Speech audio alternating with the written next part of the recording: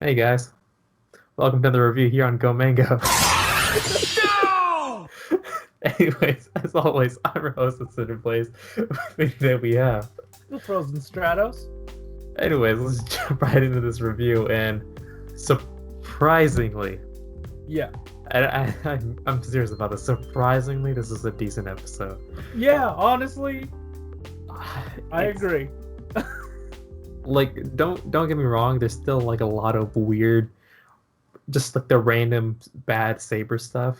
Yeah, yeah. But I felt like Rintaro's actor was putting in a lot of effort into this episode, and considering like all the stuff that's kind of been going on with his character, even though like I felt it was a bit cheesy, a bit like over the top acting, it was appropriate. Um, he Yeah. finally kind of like cut himself off from the sort of logos, his family essentially. And in this episode, he finds out that May's turning into a Megiddo, and he needs like the power to save her, and he's hmm so desperate, and like just seeing that frustration on him, especially at the end of the episode when she kind of like melts and like breaks down.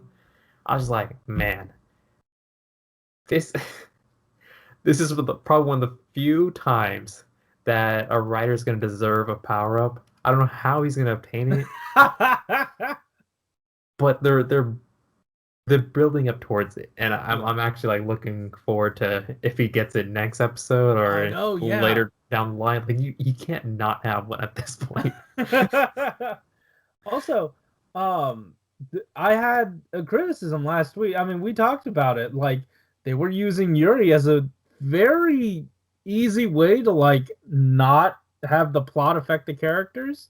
Yeah. An easy narrative crutch for them to use, and they took him off the table this episode smartly, rightfully so, and it brought way more stakes. Like with Yuri leaving, um you could feel like almost immediately like, oh yeah, uh Toma can do this, right? He's able to, he's capable, right?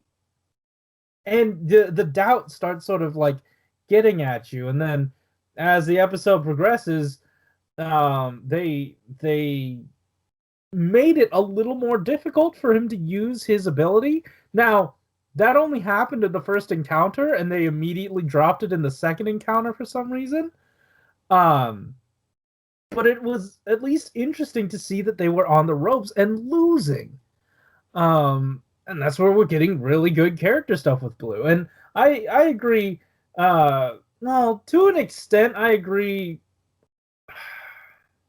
that he's overacting, but only in the sense that I'm tired of seeing it. I still feel like it was appropriate for the scene. Um, and once we're going to be getting, once we end this emotional crescendo, and he figures out that, like, you know, I don't know, maybe sacrificing himself isn't the way to go. Like, I feel like that's the lesson that they've been beating into him for these past few episodes. Once he finally learns that, then I mean, maybe he'll be able to like use the light up version of his sword and get a power up. I don't know. um, yeah, I thought that I think like a lot of the overacting issues are probably like towards the beginning for me because like that Sure. whole sort of logos, detachment process was so slow and painful, and like Yeah. just having dribbles of it throughout the episode just kind of like sucked for me. But like going back to the actual fights, I thought that they scaled these guys really well. Sure. Like Zuos just kind of comes out and just like tells the audience, "Hey, I'm getting stronger with each fight," which is something that we kind of knew. Um, but like our last kind of like indicator of strength was Legiel's like new form, kind of went toe to toe with Elemental Dragon, and just slightly hmm weaker because he does end up losing. Yeah. So when we see Toma and Elemental Dragon fighting Zuos, well, it's not like a fair like 1v1 or anything like that. hmm Like Rintro's trying to like save like May as well, and like he's so like frustrated and flustered that he can't fight properly. That Hmm. Saber kind of has to do the job of like fending off May's Megiddo form, Hmm. um, and then Zuos himself, and he just kind of gets caught up in like trying to do too many things at once, so he can't like Sure. really focus and take down him on the fight.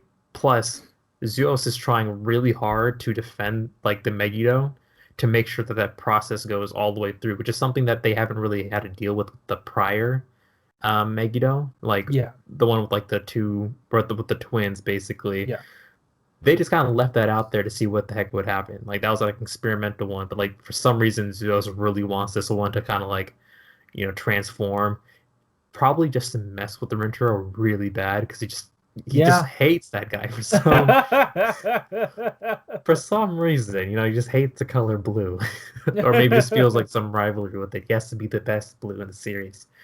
Um, so I thought that was it, it was an interesting way to like make the fight like engaging. And what you said earlier about taking Yuri out, I thought that was just like the perfect thing to do because like we just Yeah. lost our other writers basically, and or Buster's like doing his own thing, but Yuri always brought this kind of like safety net to each Yeah. fight because he could basically handle one of the Megiddo generals by Mhm. himself, like always. So if he was in that fight, there's no way that they would have any issues, and that would throw this entire episode like out of whack.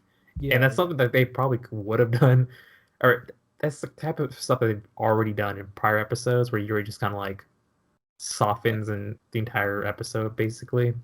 So I thought that the last half of this episode was just like real solid stuff.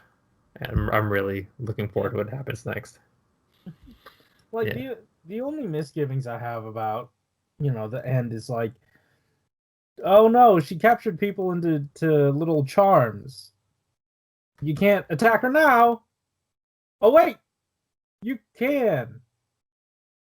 I don't know what changed. Like the charms didn't go away. They didn't unhook all those people. Yeah. And I could have sworn that that flaming sword separates um people from like Megiddo and entrapments and whatnot. Yeah. Like obviously it's not like the same exact thing, but like Toma didn't care last time. He did. No, he absolutely did. He backed off. That's why they didn't defeat them the first time. Or I guess he did care. I'll Yeah. take that back. But So like I don't. he was still going through with that strike basically. The one that like tore the person out of the Megiddo. Yeah. I don't know. I just thought it was weird that it didn't get brought up again. If it did, I must have missed it because like that was I mean, really confusing to me. also like the first time he does it, like he waits for like the book to pop out and then he hits it with his sword. So No, no, that we already know that that's not how they do things anymore. yeah, I'm, Because I'm talking about like the disregard for like the rules, you well, know? no, like that was only the first time, and then Yuri was like, no, no, I can just do it. Like you don't need to wait for it to pop out like a toaster. I can just do this.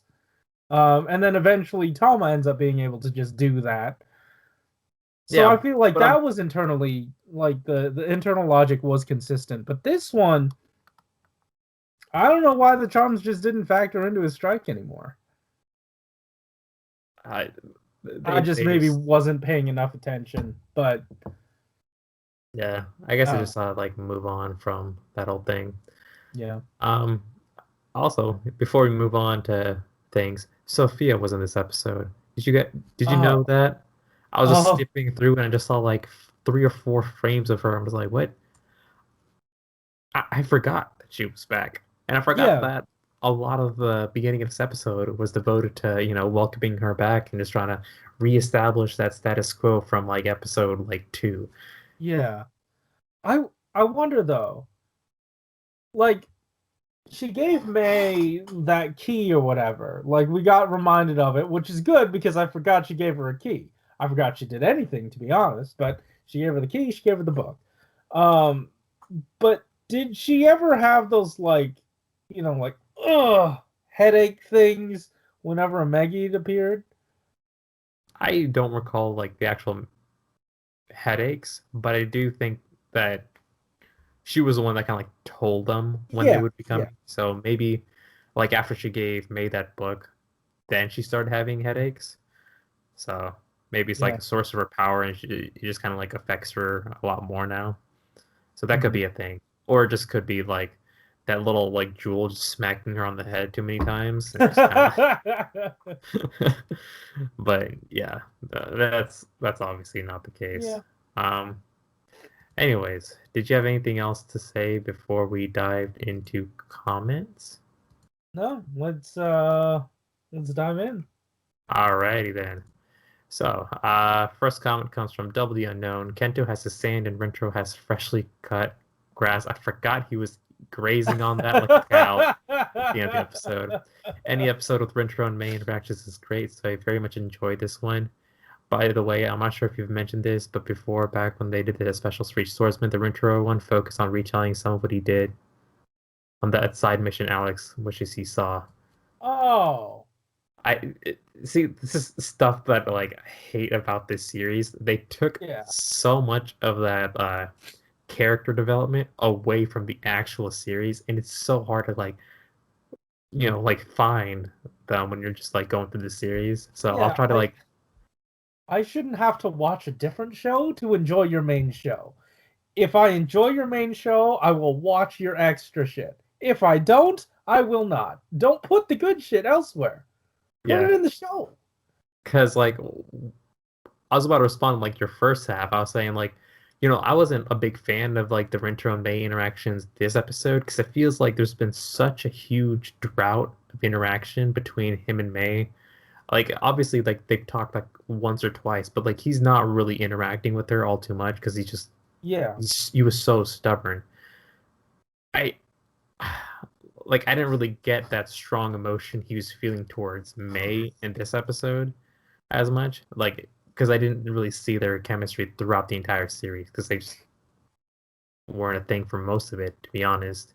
Yeah, or at Um, least in recent memory. They haven't done a good job re-upping it. Like, it was strong before, but I don't know, he yeah, just went off the rails and the plot moved on to something else. yeah, basically. All right, and our second comment comes from Muhammad. This episode is great, and now we will start with Rintro's arc from now on, or from now. I hope that they will save May because she's one of my favorite female leads in Kamen Rider. If they manage to kill her, then the writers are as incompetent as I would have predicted, to be honest. But how she could always give advice and comfort to other writers when situations are very tense. Also, Rintaro, when fighting both Zuos and May, is actually trying to awaken his blade so that he could split May from Megiddo. Out of all the villains in the series, I think the one who doesn't get that much is Zuos himself. I hope it has the same feeling like how Legiel is an actual threat, along with the Southern Riders, Master Logos, and Storius. But Zuos, I don't feel anything for him. That is my opinion. Also, I love the May X Rintaro moments. Um, I am slowly growing to be a fan of Zuos just because I'm respecting the actor who puts in all that effort into that character. Like he Dude, even did that one stunt. yeah. Like when he was jumping, I was like, those biceps ain't just for show. So Yeah, I mad don't props to know. that guy. Yeah, if you look at him in that regard, it'll help immensely with his That's fair. character. Yeah. Storius is still kind of he's there. Yeah. Let's just not get into it too much. Anyways, Corey, did you have any final thoughts before we headed out with this No. review? All Let's right. get out of here. Well, we're heading out. All right, guys, make sure to like, comment, whatever down below. Check our description down below. There's a couple playlists. Don't hate black people. Don't hate Asian people. That's it. Catch you later. I don't know what you're trying to talk about anymore. I'm just gonna assume our audience isn't racist, okay? That is a very hopeful assumption. I would hope they aren't anti-Asian. Yeah, I mean, well, Maybe they only watch Ultraman because a bunch of them die in the. Oh my god!